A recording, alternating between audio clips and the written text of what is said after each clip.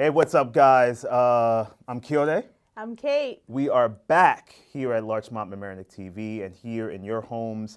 We are here for our Thanksgiving or holiday show. Yeah. We scoured around looking for the perfect Thanksgiving show to bring to you guys. Kate and I searched and searched and searched, and let's High just and low. say it was interesting. It was interesting. Let's just say that. To say the least. So, guys, just let's take a look at this and let's know what you think. What's up, guys? This is Kyote from Scriptly Adapted. I'm in Target, out of all places, looking for my favorite Thanksgiving film. Kate doesn't know this yet, but I think I picked a good one from our show, which we're actually filming this Friday on Thanksgiving Films. Let's see if she agrees. All right, y'all, listen, I think I found the perfect Thanksgiving film. Kate, let me know what you think, okay?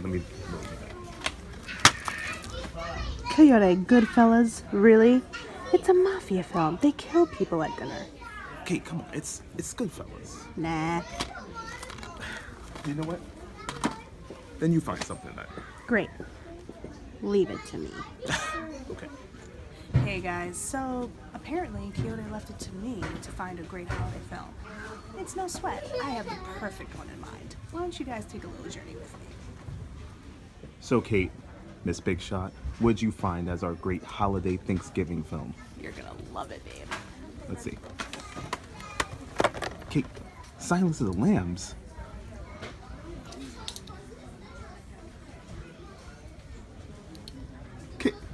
Kate, he's eating people in this movie. It's gonna be great. No, take this back. Take this back. Come on. Really? Silence of the Lambs?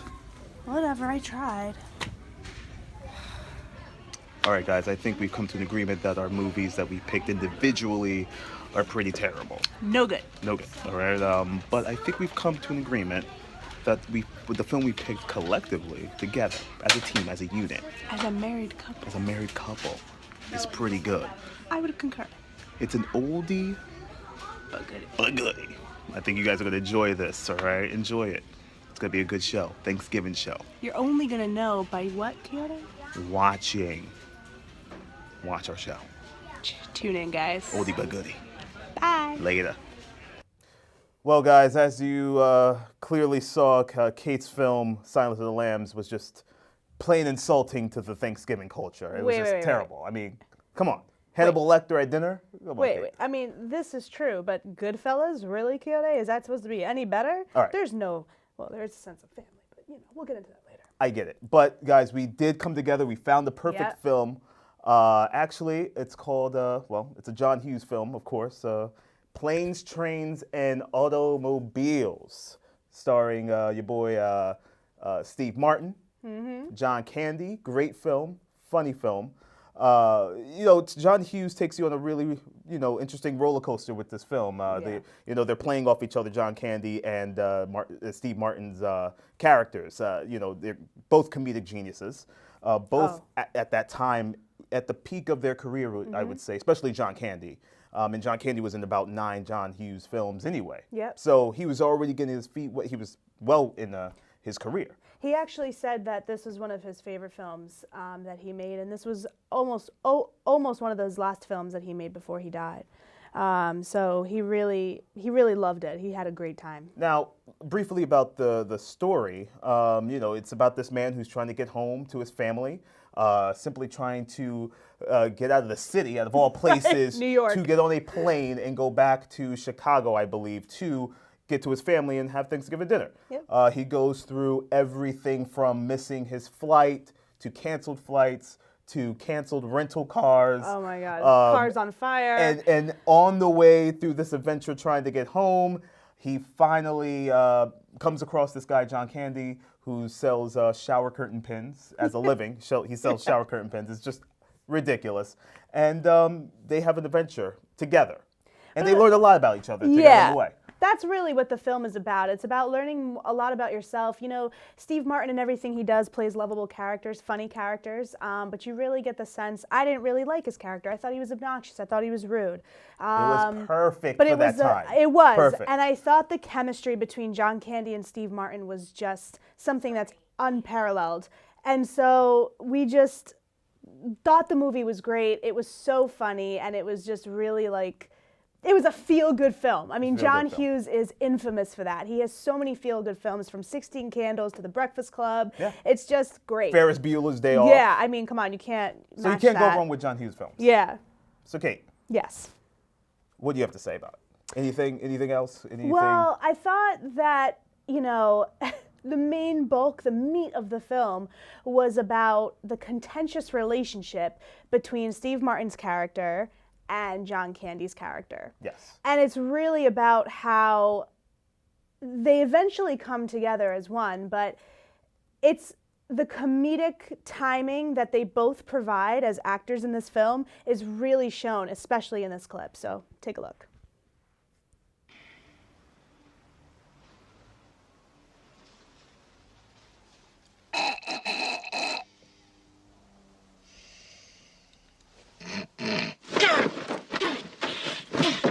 Why? What? If I don't clear my sinuses, I'll snore all night. Gee, if your kid spills his milk, what do? Slap him in the head? What is that supposed to mean? You're not a very tolerant person. Look, you've been under my skin since New York, starting with ripping off my cab. God, you're a tight ass. How'd you like a mouthful of teeth? Oh, and hostile, too.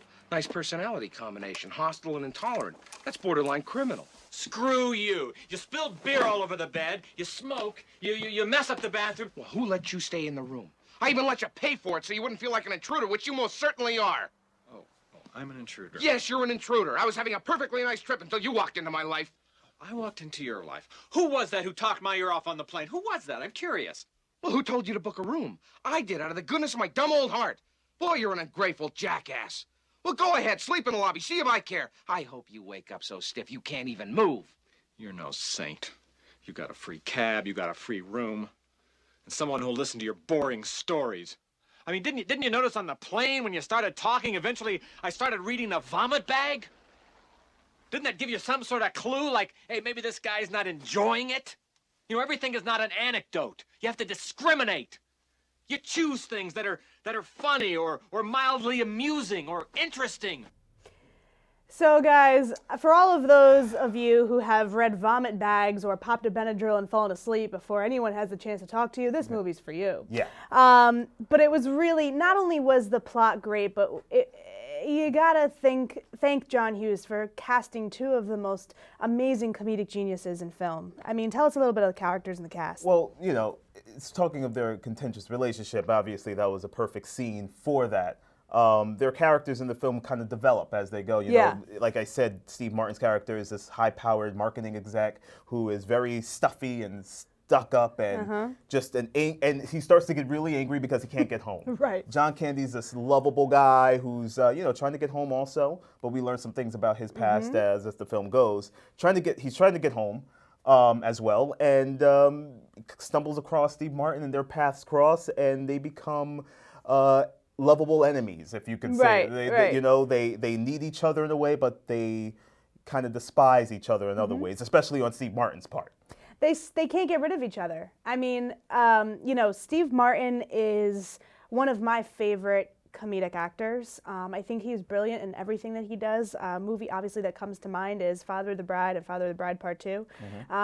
Brilliant actor. And I just loved how the characters can't seem to get rid of each other or get away from each other. Everywhere you turn, fate brings them together again. They're constantly running into each other. But that's because they're trying to learn from each other. And they learn something from each other at the end, especially Steve Martin's character, especially John Candy's character. I haven't really seen a lot of John Candy's films, just a couple, but not really in bulk to really know what kind of actor he was. But in this film, I really enjoyed him. I thought he was very funny. His comedic timing, like you said, was on, and he really played off of Steve Martin's character to show you that kind of contentious relationship, the friendship that grows as the movie starts to develop and we get into the later parts of the film. I was reading a little background information about John Candy because as Quixote, I haven't seen many of his films either. And honestly, Steve Martin said about him when he died that he was one of the nicest people in Hollywood. He was a genuine guy. He just loved the craft, loved the work, and he loved comedy. And that's what he was good at. So we, just thought that the characters in this film, it's surprising because the characters when you first start watching it are very flat, Right. or so you think, right? But what do you think? Like, did you think they eventually turned out to be round or had a lot of depth? They had depth towards the end. Yeah. I wouldn't say too much, but just enough to kind of sum up the relationship and sum up the film as it Yeah. ended. They become friends. They become, Steve Martin invites John Candy to his house for Yeah. Thanksgiving dinner. So that in the story is showing you that, Steve Martin has finally found out that, maybe he's being a little too tough, a little too rough on him. And to, listen, my door is open.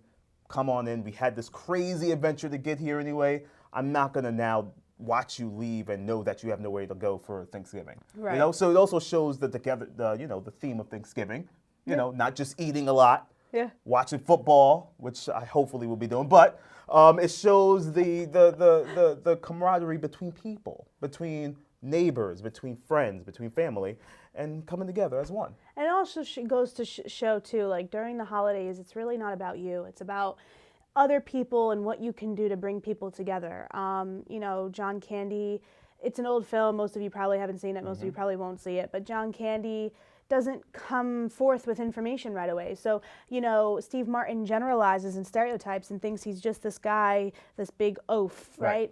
And it turns out that his wife has been dead for years and he's really just alone and he's a nomad. He doesn't really have anywhere to go. And it really shows you that during the holidays, you want to be inclusive. Right. You want to be with those that you love and support you. I really loved the film. It was great. Yeah, It my really first was time good. seeing the film, I enjoyed it. I laughed. It's a quick film. It's simple story. As with all John Hughes films. They're As with very all John simple. Hughes, very simple. A clear beginning to a clear middle to a clear end, and it's always a feel good at the end Yeah. in some way or some type of message. Yes. Always at the end. absolutely. So guys, we're trying something new here. As you know, we always plug our social media. As you can see, we're trying our Instagram account at Scriptly Adapted Entertainment. So we polled you guys and asked what you thought, what your favorite holiday film was. One of ours is a Charlie Brown Thanksgiving. It Yes. is. You want to talk about feel-good films? That's another one of Charlie ours, Brown yes. Thanksgiving was so any Charlie Brown film is great. Mm-hmm. Charlie Brown Christmas. I mean, you guys got to get clued into this. Right. But we asked, and one of our viewers responded. So tell us what they said. So, one of our viewers responded, and he said one of his favorite holiday films, not specific to Thanksgiving, but it's in the fall region. He said it was Hocus Pocus.